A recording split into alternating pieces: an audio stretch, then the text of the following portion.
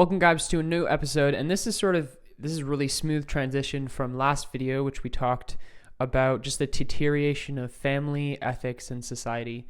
And this goes into the enculturation of the faith in a society as well as cultures and a city, and looking at how the New Jerusalem, how important that is as a city, and thinking about our cities and what our cities should look like.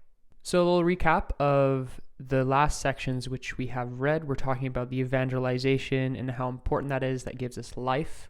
Sharing the good news gives us life. That's the introduction, chapter 1. Pope Francis touches on the importance of us being a community that evangelizes, and he shares what that looks like, what a community that evangelizes looks like, as well as how we should be reformed within the church to look like that, to evangelize like that. And then he goes into chapter 2, talking about some challenges, which are good challenges that we face that can allow us a direction in which we can move to evangelize. And this, he talked about the economy, the exclusion that we are experiencing, as well in this last section about globalization, cultures losing their identity, as well as the breaking apart of the family. And then in this next section, we're talking about enculturating the faith. And he starts off by saying that if we don't believe, so with everything said, if we don't believe that the Holy Spirit is working, we are not trusting the Holy Spirit. We have to trust the Holy Spirit is working, and in cities and communities across the world, people are being baptized, people are in community and communion with each other and with God, and the Holy Spirit is working.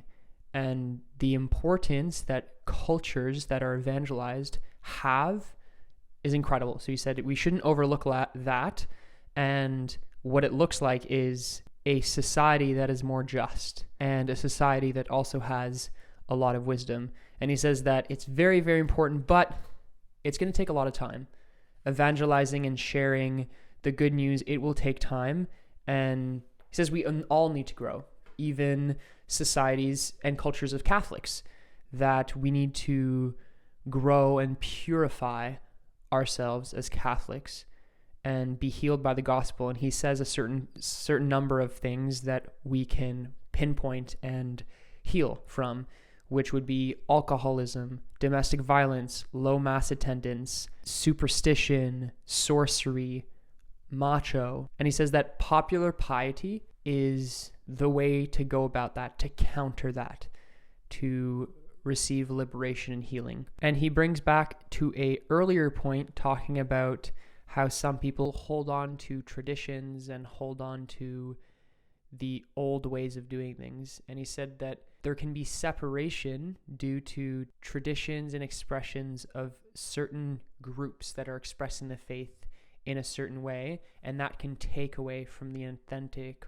popular piety of a whole community or a whole area. And he also says there's a problem about cultures, and the faith is not being passed down from one generation to another, from one family to another. And he says there are a couple of reasons for this. Families aren't talking to each other anymore. Communication of media, the relativistic ideologies that are coming about from globalization, the consumerism, and the lack of pastoral care amongst the poor, and the failure for us as Catholics, our institutions and our churches, to be welcoming. And then he comes to a point in this next section talking about how we should look at our cities with a more contemplative gaze, as he puts it.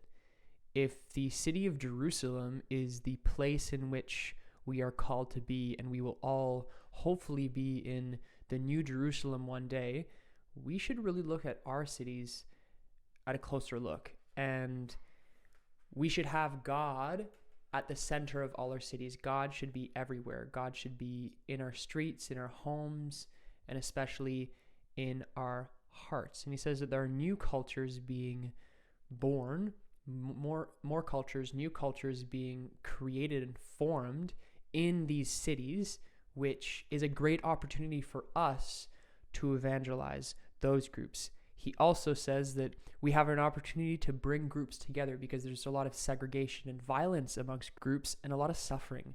And God doesn't want suffering. There's a lot of narcotics trays and abuse to minors and abandonment of the elderly and the infirm and other types of criminal activities which the Lord can bring healing to. And we are able to share that good news with those communities to bring them together. And this is not a rigid form or a rigid form of evangelization, but it's fluid. Again, there's this newness with the Holy Spirit. There's this newness in evangelization which takes place, and we need to be able to share that and provide that, be the Lord's hands and feet. And that's how he ends off this section of Evangelii Gaudium. And the next section is temptations faced by pastoral workers. So we just covered the cities and what cities we should be gathering people together. Really, this section and this chapter 2 has been talking about gathering people together, gathering families together, healing and bringing newness and life to families and cultures and communities, as well as talking about the economic system and wanting a financial reform. And that's it. Thanks a lot for joining us on this episode of Evangelii Gaudium, Chapter 2, Part 3. I hope you guys enjoyed. Check out the Instagram and Facebook page, as well as the podcast, which is essentially the exact same thing as this. And I will see you next time.